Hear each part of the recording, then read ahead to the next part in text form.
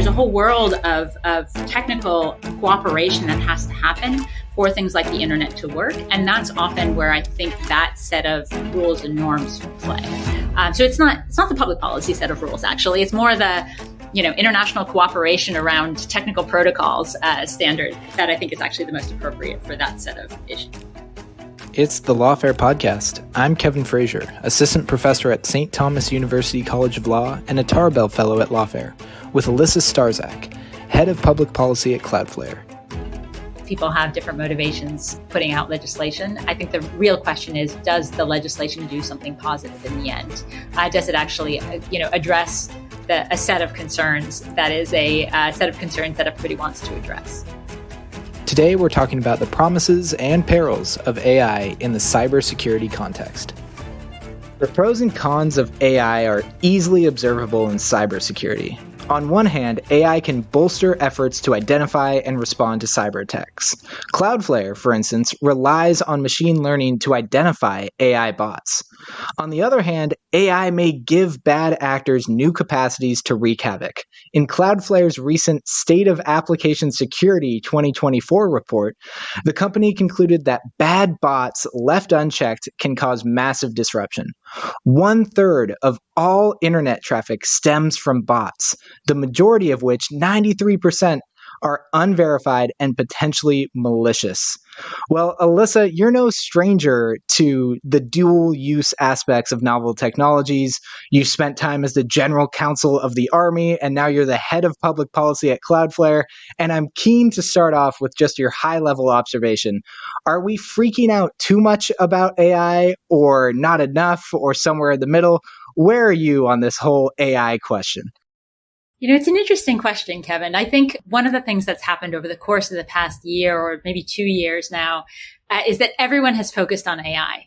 And for good reason. I think one of the things that happened, it sort of sprung onto the scene in really incredible ways where all of a sudden people could see it touching their lives. And I think realistically that had an effect. And we shouldn't be surprised by that. I think the question of how it impacts cybersecurity is a slightly different one. It's not new. I think that's the big piece. I think people think about AI and they think about ChatGPT. That's not AI or machine learning for cybersecurity. They're very different things. And the reality is that we kind of have to disaggregate the different issues that we're facing. So short answer to your question, I guess, I think it is in many ways AI will be revolutionary, but should we be terrified that something is going to take over? No, I don't think that's going to be the immediate action. Okay, so I can sleep at night. That's good to know. But let's go to another kind of baseline setting question, which would be, back when I interned at Cloudflare in law school, I remember that people commonly referred to it as the internet's plumbers. I don't think that's the official motto, but it's certainly an evocative phrase, but it doesn't fully get across all that Cloudflare does to keep the internet up and running. So in your own words, what's your elevator pitch, or I guess as the head of public policy, what's your Senate subway speech on what Cloudflare does to help us all address these new cybersecurity threats or ongoing cybersecurity threats? So I think the important thing is that people don't really understand how the internet works. And Cloudflare is sort of foundational to how the internet works in many ways. So what we are is a big global network. We have equipment around the world, and we use that network to look for cyber threats, but also just to make internet traffic more efficient. We operate in more than 300 cities in more than 120 countries around the world from an equipment standpoint. From a practical standpoint, what that means is that we can be close to users. So we can look for threats that are close to users. We can look for threats that come in as they come in very close fashion. And we can also just, again, make traffic more efficient. So we reduce the overall bandwidth of things like bots. We can reduce the total amount of things that have to go over the submarine cables, or other sort of infrastructure systems. So we can, that's the plumber idea, right? We can reduce the overall bad traffic, just make sure that the good traffic gets through. Right. Well, I'm all for good traffic, especially here in Miami, where we have far too much bad traffic, but that's another bad joke and a whole other story. But to get back on track, I think a lot of listeners probably assume that these bots are a novel threat, like I initially shared. but they've been around for a while. Are you seeing any change, though, with the advances in AI? Are we seeing a higher magnitude of bots? Are they becoming more pernicious and effective? Or has the status quo kind of just stayed the same? So I think it's worth understanding what a bot is. A bot is just something that is traffic that is not human. It's sort of automated traffic. And sometimes that's used for good things. So how does Google work? We have things we don't think about. Google sends out a crawler, which is essentially a bot. It announces what it's doing and it looks for things on the web. That's a bot. But usually that's what people would think of as a good bot, right? You want your thing to be crawled by Google. It means that that it comes up in search. That's a positive. But there are lots of reasons that you might send out crawlers for all sorts of other bad things. So you might use automated traffic, for example, to try to get in a login. So you just kind of bombard a site with traffic that is essentially trying to log in. That could also be a bot. So it's a huge range of different kinds of activity. But the important thing about what is a bot is just traffic that is not human. So everybody has gotten the CAPTCHA. Are you human? Are you verify you're not a robot? That's essentially the kind of thing that we're looking for. We're trying to find the things that are trying to do things that are malicious. Not only that they're not human, but they're trying to do something that you don't want them to do. One of the interesting things about the AI world, you had asked if AI sort of has contributed to bots. I think there are two pieces of that. Again, if you think about what you're using a bot for, it may be that you're using a crawler just to identify things for AI systems. So AI systems actually will send out crawlers. Those are bots. If you're a creator and you don't want your content to actually go into AI systems, it may be that you want to block that bot. So having the ability to understand what the bot is, understand what you want to allow and what you want to prohibit, is actually an important component of it. Well, so this is obviously top of mind for Cloudflare, given that you all just recently, we're talking in about mid-July, you all recently provided customers with a way to stop AI bots from scraping content and using data without permission. I think a lot of folks would be excited by the purpose you all stated to help preserve a safe internet for content creators, really emphasizing that you should have whatever content you're creating be your own for as long as possible. What's been the initial response so far from both content creators, from AI labs, and potentially from policymakers? Are you getting rounds of applause, or are folks targeting those bot armies right back at you now? I think people are cautiously optimistic about those kinds of ideas. And I say cautious because I don't think we know what the impact will be yet. But I think that the idea that a content creator can decide how their creation is governed, whether it can be crawled, whether it can be sort of like being put in Google, right? Can they dictate the terms of when somebody takes it and puts it into an AI system or not? I think that feels intuitive to a lot of people. And it's sort of one of those issues that has come up that it seems like it should have happened all along. So I think the response that we've gotten has been largely positive. But again, people are waiting and seeing about how it all works in practice. But it's something that I think, again, it's not a given that every creator wants that. Some creators may actually want to have systems that go into AI or content that goes into AI. It just depends on every individual creator.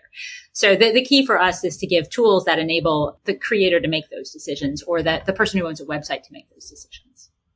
So would you all, wearing your public policy hat, support some sort of legislative mandate to give this option to all content creators who perhaps aren't Cloudflare customers? Would you want to see this become a norm in law, perhaps, to make sure that content creators have this right or this opportunity?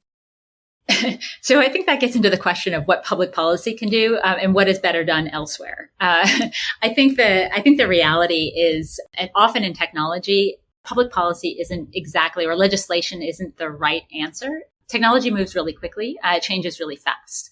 And it's hard to figure out exactly how you write something that anticipates those changes. I think that is true with something like AI as well. And I think the reality is that what you want is a system that implements controls, that enables people to implement controls where that is broadly accepted. And the entities that don't follow those set of rules are punished, essentially. And I don't mean punished in the public policy way or the criminal way. I mean that you actually can get blocked for not following rules. There's a whole world of technical cooperation that has to happen for things like the internet to work. And that's often where I think that set of rules and norms play. So it's not the public policy set of rules, actually. It's more the, international cooperation around technical protocols standard that I think is actually the most appropriate for that set of issues. Fascinating. And so we've had quite a few conversations on the podcast about the values of open source, for example, versus closed models, and just those larger ideas more generally about things being open source means that we can have this sort of democratization and spreading of opportunity and new technology. How would you respond to the pushback that having just a couple content creators be able to deny these bots to scrape data deprives the rest of us of better models, better training data that perhaps would unleash the next generation of even better AI models?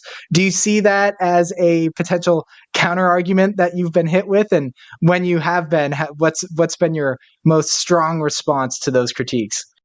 Look, I think a lot of these issues, as with many things, it's a balance. We have to figure out how much are a person's rights and how much are sort of things that lead to innovation. And you want to draw the line in between somewhere. I think that we've had interesting developments over the past 10 years or so where certainly the line has changed in areas like privacy, right? We are now in a very different world of sort of understanding that there are regulatory controls on your own personal data. So you could have made that same argument. In fact, I imagine companies did, not that it wasn't me, but I imagine companies made that same set of arguments about access to any data that was on the web that might be personal. Or, why shouldn't you have access to it? It might lead to innovation. You can do all sorts of interesting things.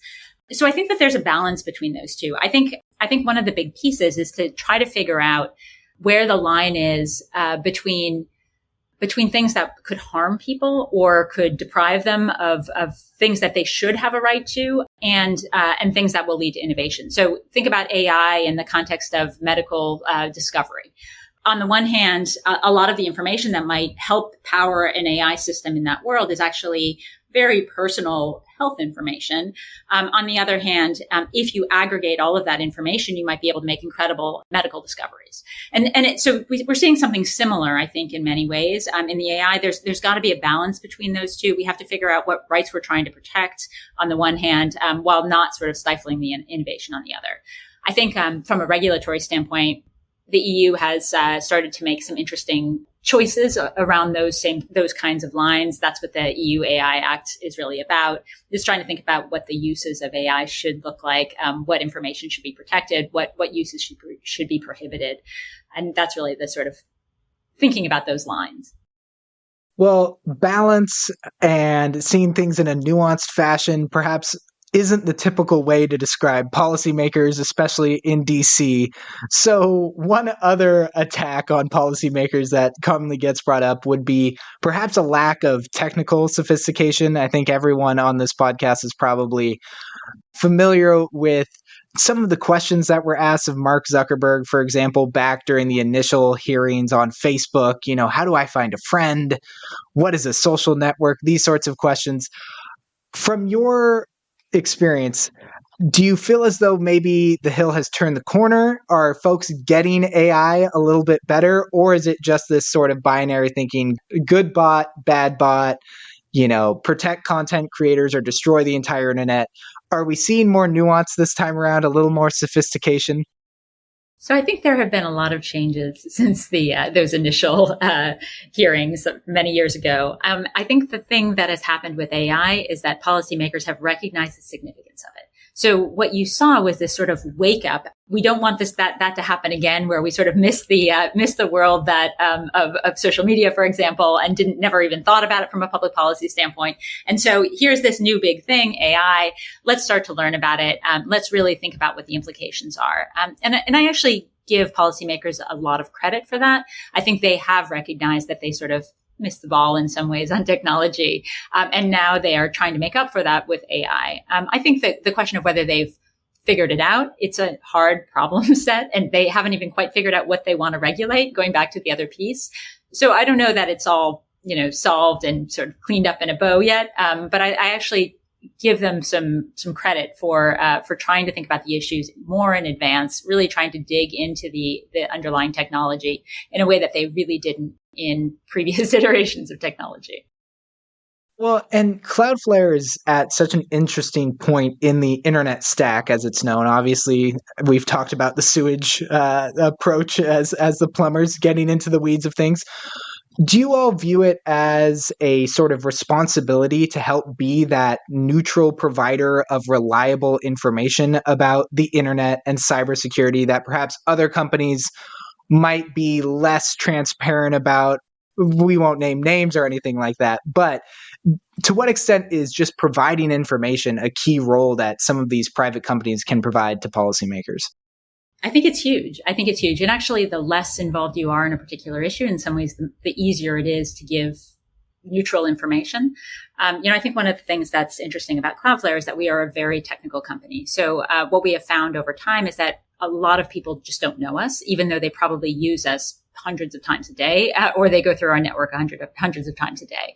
I think that the benefit that gives us is that we have an ability to talk about how all of those things work in a sort of relatable way. So we can go in and talk about, hey, you may not understand how the internet works. Let's give you a little bit of a primer. Let's describe how the pieces fit together, why they matter, where regulation might be appropriate, where it isn't, where regulation will have unintended consequences, for example, on something you actually care about. You can start to have those conversations if you go through the technology and really just explain that, they're busy people. They know a ton of different things, but there's a good chance they don't know how the internet works. Not through any fault of theirs, right? They're doing a lot of other things. I'm a lawyer. I had to learn it too, right? It's not always obvious to people. And so being able to go in and explain it, in a way that both makes sense to them, but also doesn't talk down is really important. And I think is really appreciated. Would you be an advocate for more formal exchanges of that sort of information and expertise? I think one big critique about the current approach to AI legislation on the Hill has been we had these AI insight forums, but they were behind closed doors, and oftentimes they invited experts who had some pretty dang close ties to the labs themselves. Is there enough opportunities for exchange between companies like Cloudflare and policymakers to have that increase in overall awareness, or should we have more formal mechanisms to ensure that exchange of information? I think sometimes informal mechanisms are more informative in the end. I think formal mechanisms, people they look a little bit like theater, I think, often. When you have a formal hearing, you have something that's sort of set up in advance, someone giving a speech, essentially. Maybe there's a rhetorical question at the end that somebody may or may not answer. It doesn't always feel like the learning environment necessarily. I think that the key, though, is to make sure that you have exchanges that are both robust and comprehensive in terms of who is involved. So the concern that you raised is really about how do you make sure everybody gets in, that all of the different kinds of voices are heard.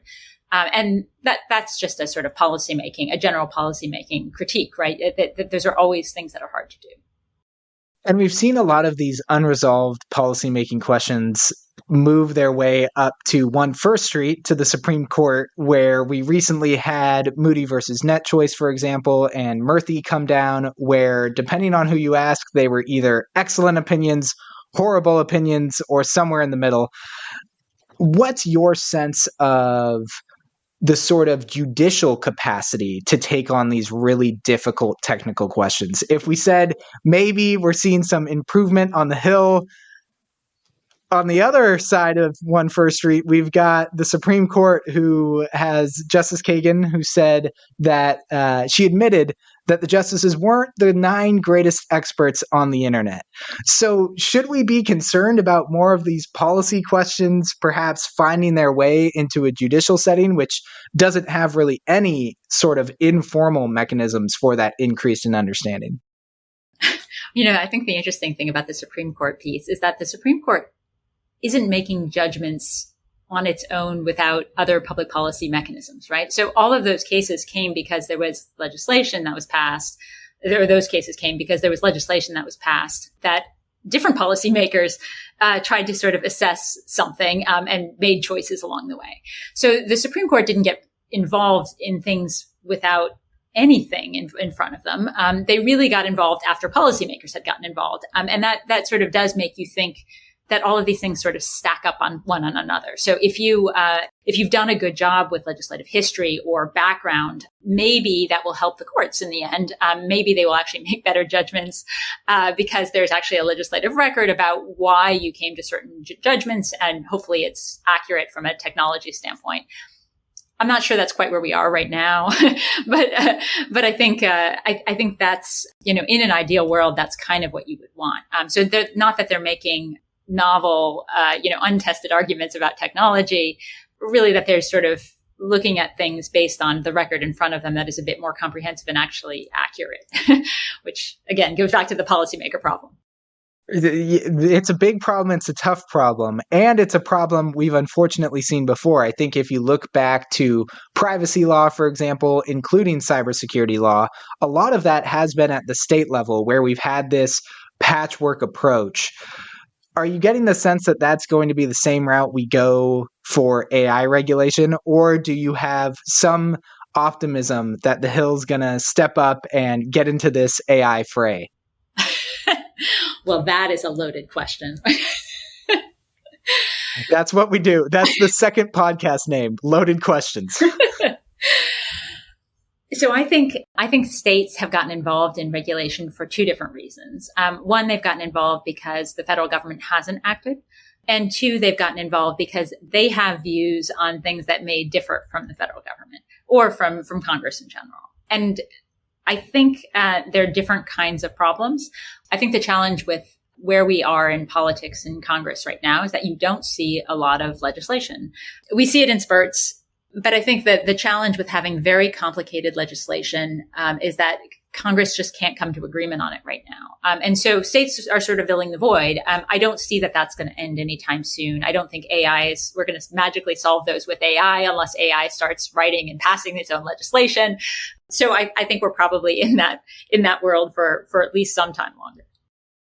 Looking retrospectively, I think that there was a lot of concern, especially right when California passed its landmark Privacy Act, the CCPA, that, oh gosh, this is just going to destroy companies. It's going to destroy innovation.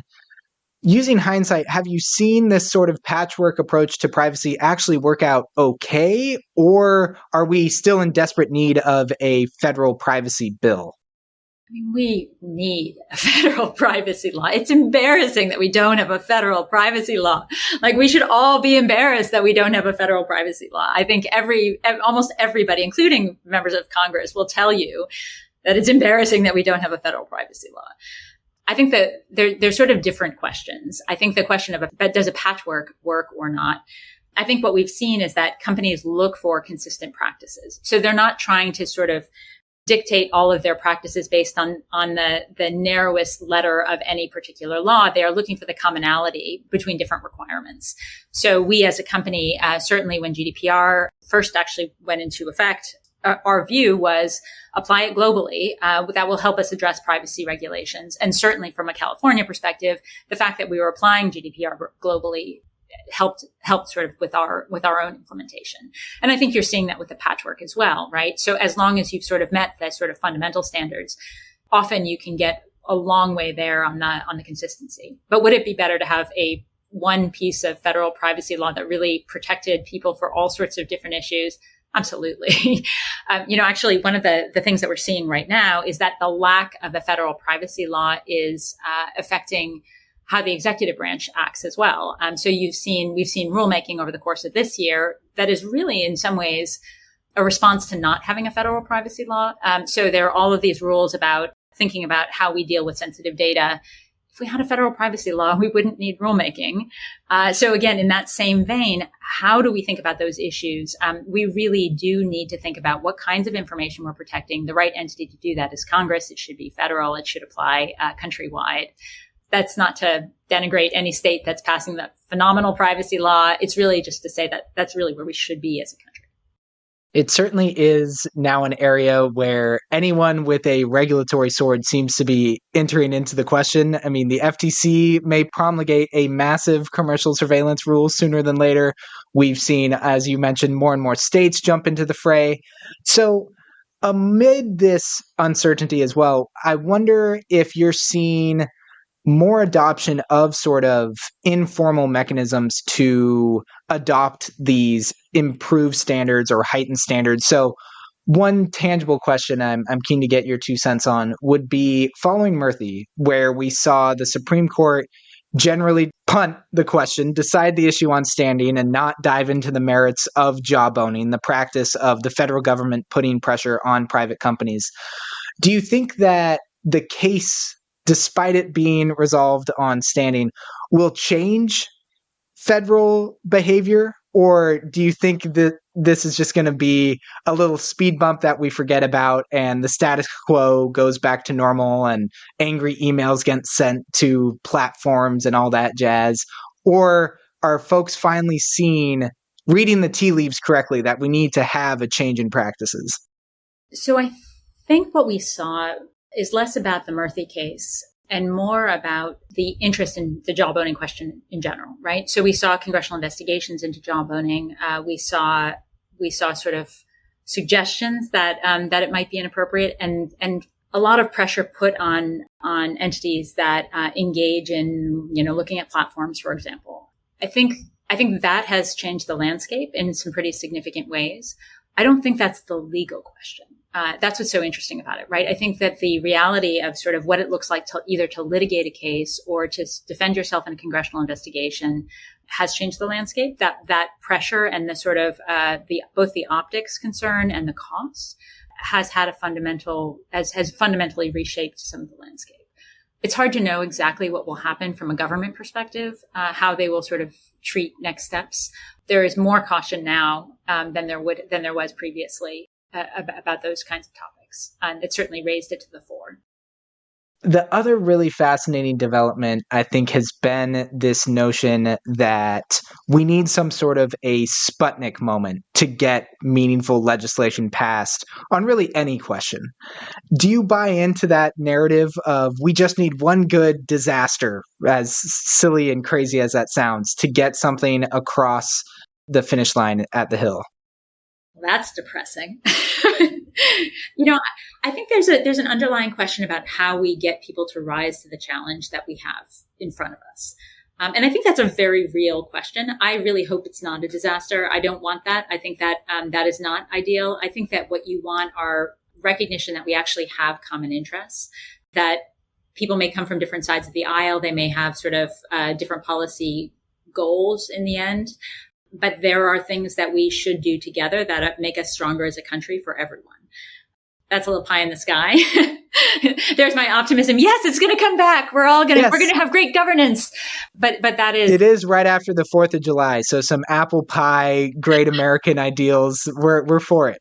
I need to break out into Star Spangled Banner, but nobody wants to hear me sing. So, but I do think, I do think there's something to that, though, right? I think that, privacy is an interesting example. I actually think there is a lot of consensus around most goals in privacy. The challenge is that there are a few components that are controversial and people don't agree. And so how do you make that compromise? We had some interesting developments over the course of the year where people did try to sort of move those forward, recognizing that there are trade-offs, essentially. Those obviously haven't gone anywhere right now. But the recognition that is something that could be done, I think is positive. Well, and I wonder, wearing your public policy hat, is it hard to disentangle supporting legislation that is being pushed for very different reasons by the two sides? So I'm thinking of COSA, for example, the Child Online Safety Act. Some folks are advocating for it mainly from a sort of protective point of view of not exposing children to certain content. Other folks are really focusing on this idea of making sure that companies are just cleaning up their acts and making sure they're enforcing their own standards. How do you disentangle those means and ends arguments when you're thinking about whether to put Cloudflare's public policy support behind a piece of legislation? So one, we don't do a lot of formal endorsement of any kind of legislation. We don't, I think from a practical standpoint, from a company standpoint, what we try to do is talk about what effects legislation will have, just make it real for people. So thinking about how you take a piece of legislation. What will the effects be technically? Do you actually understand what the impact will look like? Have you thought about infrastructure companies? That's often a piece that we raise, right? So I think that is all sort of the background of how we think about public policy from a company standpoint. That's not quite the same as saying, do you do this as a good public policy? To be fair, it's more like, let's just talk about what it looks like. What would happen in practice? Are you aware of all the implications? How do you think about it? Is this what you're trying to do? All of those can be real conversations. I think the motivation, look, that's always been the case. People have different motivations putting out legislation. I think the real question is, does the legislation do something positive in the end? Does it actually, address a set of concerns that is a set of concerns that everybody wants to address? And people may have other motivations as well, but that should be the sort of standard. It should be looking at what the effect of the legislation is. Well, and continuing this idea of finding some sort of common ground, I wonder, are there any cybersecurity or privacy policy areas where you think the narrative is perhaps overly partisan, where in actuality you found a lot more common support for ideas than perhaps the public narrative would suggest? I think one of the things about cybersecurity is that it hasn't traditionally been partisan, and that is positive, and I'd like to keep it that way. I think people recognize that it's actually, and everybody recognizes that it's important to protect critical infrastructure, for example, that it's important to protect consumers, both the business side of that, the enterprise side of that, from a critical infrastructure standpoint, and the individual side of that. They both need cybersecurity. And so I think that you end up with areas that really just aren't about politics, which is positive. And the more you can keep it in that discussion where it isn't about the individual piece of content, for example, it really is about securing systems, making sure that there aren't unauthorized access points or otherwise, or breaches or compromise. All of those, it's hard to argue that compromise, for example, of some sort of network is a partisan issue. Certainly shouldn't be. Mm-hmm. Well, and getting to another potential area of consensus, everyone started 2024 talking about the year of elections and how this was going to be just a critical year to make sure that elections were run smoothly and in a secure fashion. We're now into July. So far, have we made it through? Cloudflare has been very much involved in making sure elections are run smoothly and reducing interference during these elections. How have we done so far? It's been a huge year for elections. I think people don't fully appreciate globally how many elections there have been. I think we had something like 4 billion people voting. I can't remember. Maybe I've got my stats wrong. I should probably look that up. But it's an incredible amount of people voting. It's a huge percentage of the world voted this year or is voting this year. I think that the reason Cloudflare has gotten involved in elections is that we think that we have a role that we can play in just making sure that kind of basic cyber interference isn't a problem, right? So that looks like cyber attacks. Imagine, for example, an attack on a government website that is telling people where to go vote.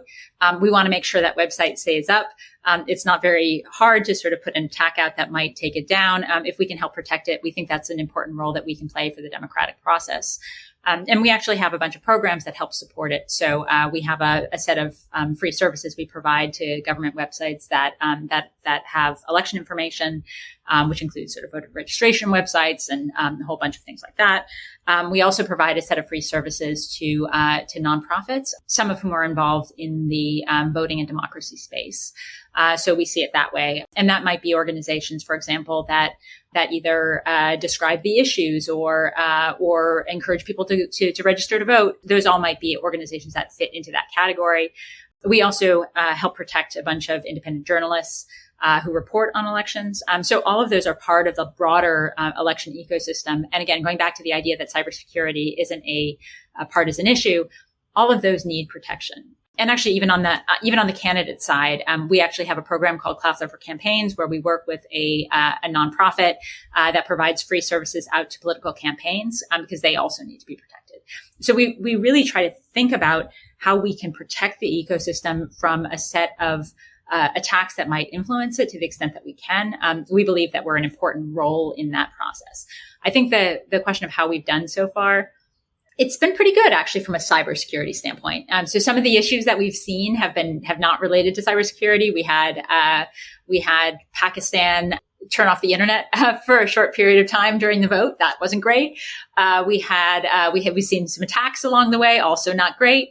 But for the most part, cyber has not been the biggest topic in the elections that we've seen. There have been lots of other big topics, lots of public policy, interesting topics, but cyber has not been the primary set of concerns, which is generally a good day for a cybersecurity company standpoint.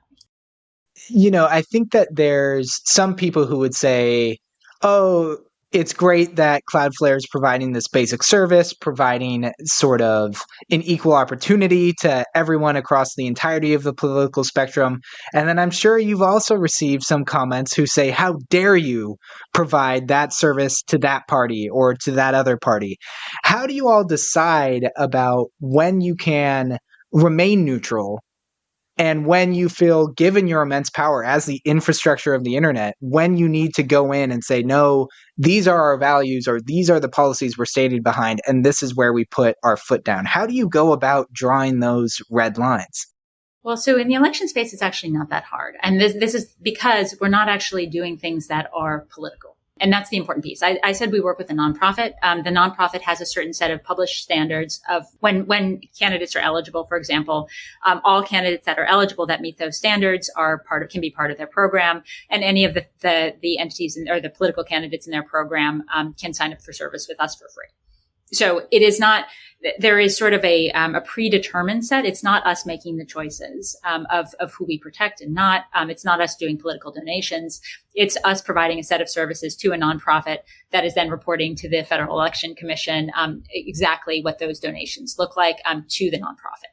So I think that is actually doesn't raise those kinds of choices, which is good, I think, because I think what you really do want a set of issues to not be about, do you support this particular candidate? You want it to be sort of the basic infrastructure that everyone has. Kind of like you wouldn't say to the cable company, that person shouldn't have internet access because I don't like their views. You want everybody to have a baseline of cybersecurity. And so that's kind of how we think about the election space. The goal really is to have it be consistent, everyone to have a set of protections. We can fight about policies all we want, and often we should, but that's not the same as saying everyone that as depriving someone of baseline cybersecurity protections. Cloudflare's also got some other schemes related to AI going on. Can you tell us a little bit more about the good uses of AI that we should be attentive to? So I think the thing about AI that people have to think about, we often think about closed systems of AI. So you think about ChatGPT and, a company owning the ChatGPT model and that you just have access to it. If we're really going to think about the potential for AI in the long run, we want to have an innovation system that enables people to build with AI. So one of the things that Cloudflare did, or has done, is really thinking about how we could use our very large network, to help developers work with AI. So you can take an open model and you can actually build AI and use our large network to do inference, what we call inference at the edge, right? So the idea of getting information into an AI system really close to a user and sending information back without having to go through a large training model. That's something you can do really close to a user. And so we can use our large network for that. So we have a whole platform that is designed to help a developer who wants to build an AI model. They can pull an open source AI model. They can build on top of it. And then they can deploy it globally, with all of our equipment around the world.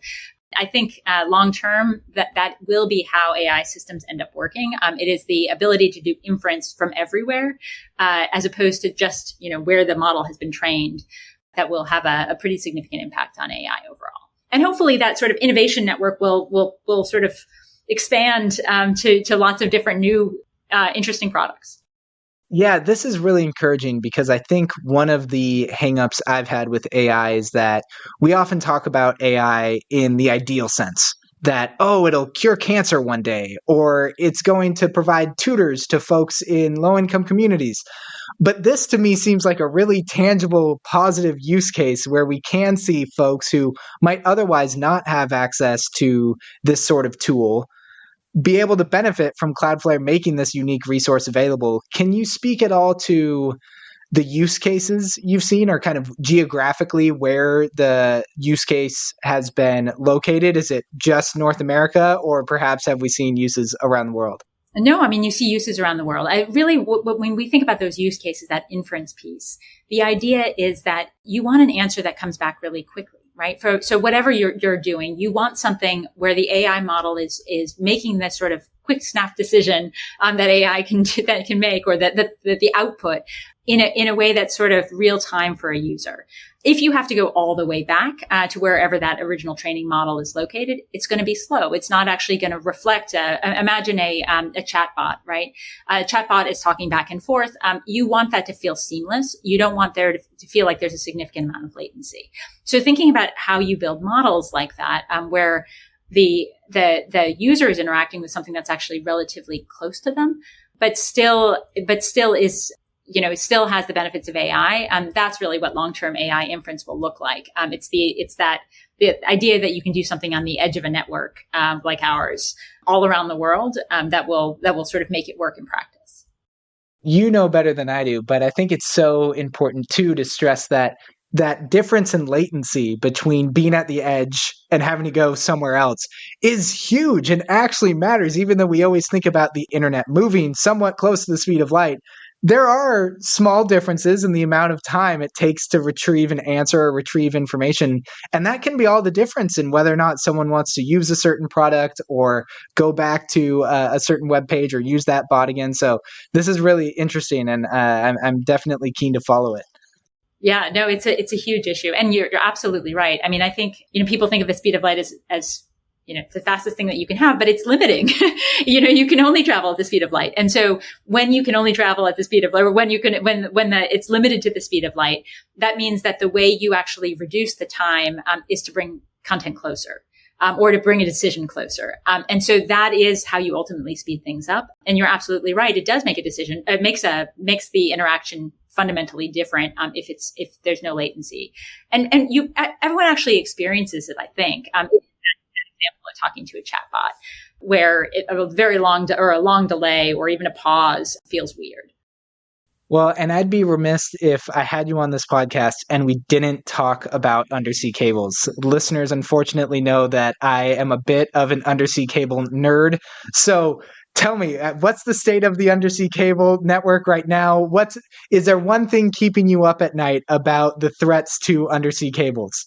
So I think the thing that people often miss on undersea cables, the thing that we often focus on at Cloudflare is the idea of resilience. Right? So in a lot of ways, what you care about in undersea cables is having more of them. You want a lot of different paths. And this is the internet in general, right? We don't, again, this is my point about not always talking about how the internet works.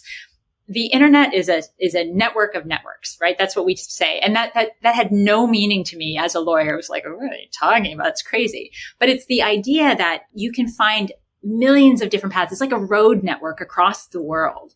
And you can find all of these different paths that will get you to the same place. And if you have a good functioning internet, they will get you to the right place in the fastest way. And that is the goal that we want for an internet. You want to have lots and lots of different paths across all of different places so you can get to different kinds of content, and it can all happen at the sort of speed of light, right? That's the concept behind the internet.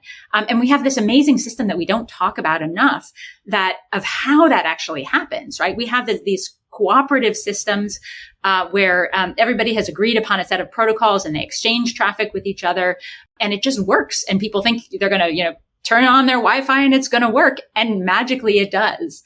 But we don't actually often think about how and why it might break or how it could break. And undersea cables are an important part of that, because the more undersea cables that you have, the more chances there are going to be that there are paths to other places in the world. And so a lot of what we think about is the resilience side of that. How do we ensure that we have enough cables where we have resilient systems where they're not going to get disrupted? And that really is the piece of undersea cable component that I end up focusing on quite a bit.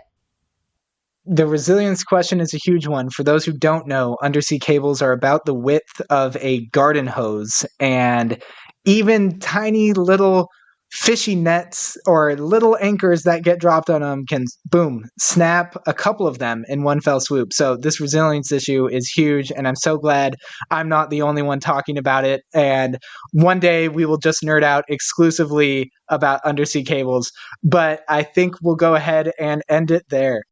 Great. Well, thank you. Thank you for having me on.